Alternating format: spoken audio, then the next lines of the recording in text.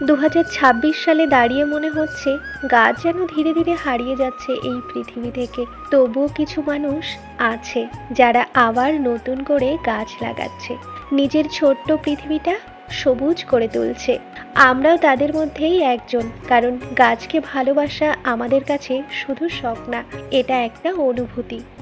ছোটবেলায় যখন দিদা বাড়িতে যেতাম, ভোরবেলায় দিদা ঘুম থেকে ডেকে বলতো, দিদি ফুলের সাথে কথা বলবে, তাহলে ফুলও তোমায় অনেক ভালোবাসবে।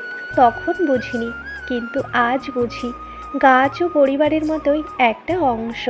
আর এখন যখন রাস্তায় বেরোই, মনে হয় নতুন কোনো গাছ দেখলে তার ছোট্ট একটা ডাল ভেঙে নিয়ে যাব আমার বাগান বিলাসের সঙ্গী বানাতে।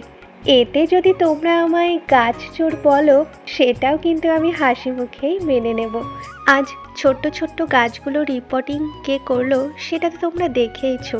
বাকি সমস্ত টবের গাছগুলো কিন্তু সেই মানুষটাই লাগিয়েছে। দেখো, সামনের শীতের জন্য চন্দ্রমল্লিকার ছোট্ট ছোট্ট মাথা কেটে বালির মধ্যে বসিয়ে রাখা হয়েছে, যেন শীতে ভরে যায় রঙিন ফুলে। এবার তোমার জন্য ছোট্ট একটা চ্যালেঞ্জ।